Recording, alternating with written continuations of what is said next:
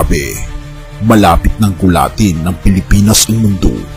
Billions of dollars of commitments secured by the president from his various trips overseas are expected to further boost foreign investment inflows to the Philippines this year. The economy is expected to grow by 6.5 to 7.5% this year as we continue to reopen the economy while considering the recent external developments. The reason that I'm so confident about that is because we have this workforce. We have a very, very good workforce in the Philippines. Sikreto ni Pangulong Bongbong Marcos at ng World Bank na i-expose na. Totoo ba? According to the Philippine Nickel Industry Association, mining can contribute to sustainable development goals. Construction for the first subway project here in the Philippines is set to start soon. May malakas na unos na namumuo sa Southeast Asia, pero hindi ito makikita sa weather map. Ito ay hindi pangkaraniwang bagyo, isang estratehikong kilusan ng ekonomiya. At sa gitna nito, ang bansang matagal nang binabaliwala ng mundo, ang Pilipinas. Habang ang mundo ay abala sa inflation, digmaan sa kalakalan at mga tensyon sa rehiyon, palihim na naghahanda ang Pilipinas. Hindi lang ito tungkol sa mga gusali, kundi tungkol sa koneksyon, pag-asa at oportunidad. Kung ating titignan, mga kaibigan, ang ating Pangulong Bongbong Marcos ay hindi abala sa pagkipaglaban sa mga tumutulig sa kanya dito sa ating bansa. Pero pasikreto ang ating Pangulong Bongbong Marcos na gumagalaw patungo sa hinaharap ng ating bansa. PBBM at ang World Bank. Ang sikreto, bakit tayo kumpiyansa? Dahil may napakagaling tayong workforce. Magaling ang ating presidente na itinalaga ng ating Panginoong Diyos na ang kanyang tunay na galing ay galing sa ating Panginoong Diyos. Ayon mismo kay dating World Bank President David Malpass, ang Pilipinas ay rising investment opportunity, isang oportunidad na ngayon pa lang napapansin ng mga pandaigdigang namumuhunan.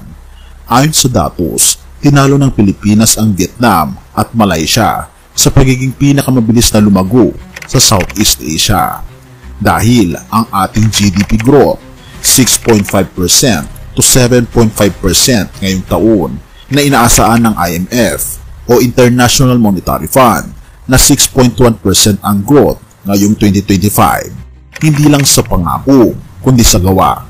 Makikita natin ang kapansin-pansin ng paglago ng ating bansa sa mga proyekto na binitawan ng ating gobyerno. Ang New Manila International Airport sa Bulacan na 2,500 hectares na target magbukas sa 2026 to 2028. May kakayanang humawak ng 100 milyong pasahero kada taon. Ang Metro Manila Subway, kauna-unahan sa bansa, bahagi ng Build Better More program ni Pangulong Bongbong Marcos. Ang Malampaya Gas Fields, may posibilidad ng mas malawak na oil and gas exploration na talaga namang magbibigay ng napakalaking pera sa ating bansa. Ang Nickel and Copper Reserves, ayon sa Philippine Nickel Industry Association, maaring makatulong sa 15 sa 17 Sustainable Development Goals. Ngunit ang tunay na yaman ng ating bansa ay ang manggagawang Pilipino. Ayon sa datos, tayo ang may pinakabata ang workforce sa buong Asia, nag-average ng 25 years old. Tayo din ang English-speaking, tech-savvy, malikhain. At ang ating BPO industry, 1.3 milyong employees lang naman na kumikita ng 25 bilyong dolyar kada taon. Noong March 2024, ang FDI nakita ang ating ekonomiya na tumaas ng 686 milyong dolyar. Marami sa kabataang Pinoy ay pinipiling magtrabaho sa sariling bayan kaysa mga ibang bansa. Ito na nga ba ang sikretong nabubunyag? Ito ba ang sikreto ng ating Pangulo? Dahil sa kanyang biyahe sa ibang bansa, bilyong-bilyong dolyar na investment pledges ang nakukuha ng Pilipinas. Isama pa dito ang Maharlika Investment Fund na itinatag noong 2023 na layuning pondohan ang matagalang pag-unlad at infrastruktura. Ngunit sa likod ng mga pangakong ito, may mga tanong. Totoo ba ang mga benepisyong ito? Sino ang makikinabang talaga?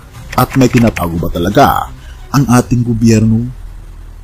Sa gitna ng lakas may mga banta. South China Sea, patuloy ang tensyon sa pagitan ng China at Pilipinas. Ngunit sa ilalim ni President Ferdinand Marcos Jr., pinalakas ang ugnayan sa United States sa pamamagitan ng Enhanced Defense Cooperation Agreement, gayon din ang internet reliability na mahina sa ibang rehiyon. Ang disaster risk, lagi tayong nasa panganib, gayon din ang institutional corruption, nariyan pa rin, ngunit may mga reforma na. Bakit iba na ngayon? Hindi lang gobyerno ang nagtutulak, ang private sector ay lumalawak. Mga kumpanya ay lumalayo sa China, naghahanap ng English-speaking strategic at cost-effective na alternatibo. At ang Pilipinas, nasa tamang posisyon para tumanggap nito. Philippines on the rise. Ang Jollibee, may 1,500 plus na branches na sa iba't ibang bansa. Gayon din ang mga iba pa mga kumpanya na original na nasa Pilipinas. Mga bangkong Pilipino nagbubukas na sa Vietnam, Cambodia, Indonesia. Parang South Korea noong una itong naging Asian Tiger.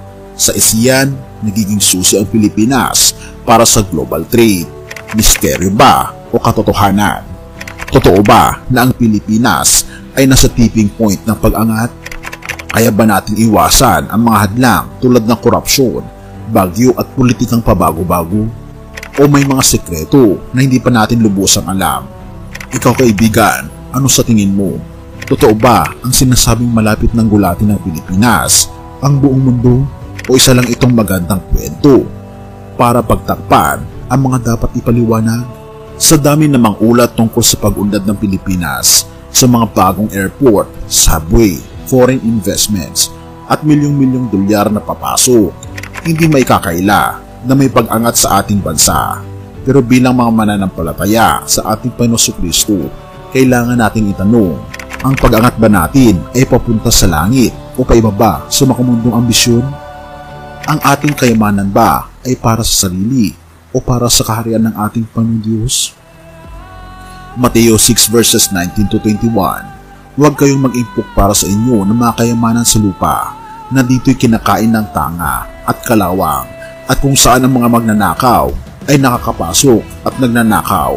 Sa halip, mag-impok kayo ng kayamanan sa langit kung saan ang tanga at kalawang ay hindi makakasira at ang mga magnanakaw ay hindi makakapasok at makakuha, sapagkat kung nasaan ang iyong kayamanan, naroon din ang iyong puso.